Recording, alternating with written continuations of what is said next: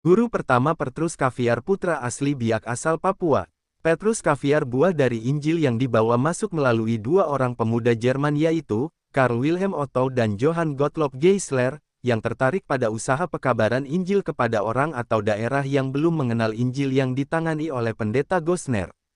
Petrus Caviar adalah putra pertama tanah Papua, yang dengan semangat kegigihannya berhasil menjadi guru penginjil pertama bagi tanah dan bangsa Papua dan perjuangnya melawan kebiasaan rakyat Papua yang masih kental dengan agama budaya waktu itu, serta guru Caviar menyebarkan dan menyiarkan Injil dari Mansinam sampai di Biak dan seluruh pelosok tanah Papua hingga mengabdikan dirinya menjadi guru di sekolah rakyat Zending di Pulau Mansinam. Kita tarik kembali lagi ke paragraf pertama di atas bahwa Otto dan Geisler itu tidak akan pernah bisa datang pada tanggal 5 Februari 1855 di Manokwari, tanpa bantuan dan berkat kerja keras yang dilakukan pendeta Gosner. Begitu juga guru Petrus Caviar tidak mungkin jadi guru dan penginjil pertama tanah Papua tanpa dua pemuda asal Jerman tadi, dan terutama orang tua angkatnya Bapak David Kaiser dan istrinya Ibu Lydia. Dan berkat dukungan adanya orang-orang yang saya sebut di atas ini akhirnya guru Petrus Caviar menjadi salah satu orang yang paling penting dalam perjalanan gereja hari ini di tanah Papua.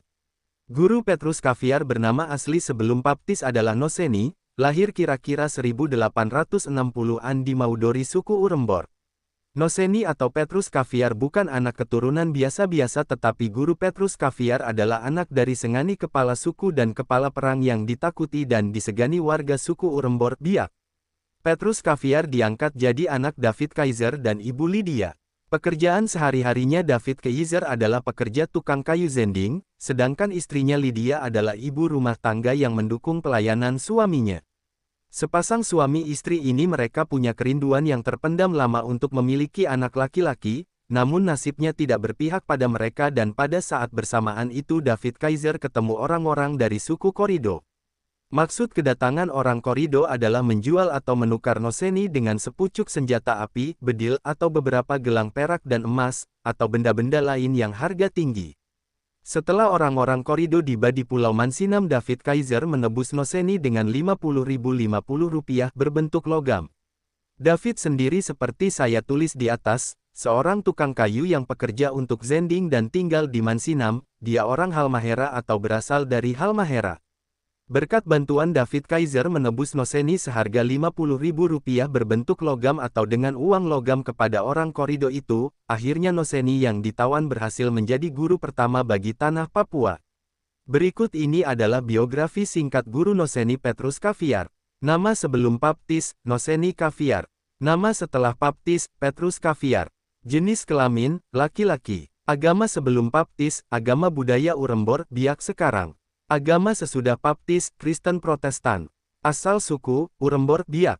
Riwayat pendidikan, SD, Sekolah Rakyat Zending, Mansinam Manokwari.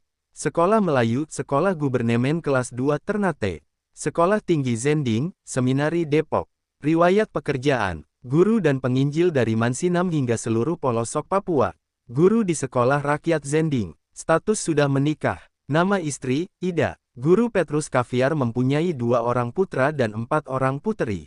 Namun Tuhan punya rencana beda, 2 orang putra buah hati Petrus meninggal dunia sebelum mencapai usia dewasa.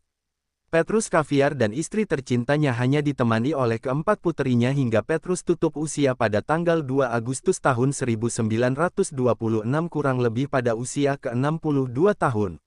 Banyak peristiwa yang ditulis melalui buku ini tentang perjalanan misionaris-misionaris Jerman yang datang membuka pelayanan pekabaran Injil di Papua, hingga Petrus Caviar menjadi guru dan penginjil pertama dari buah kerja keras yang dilakukan itu.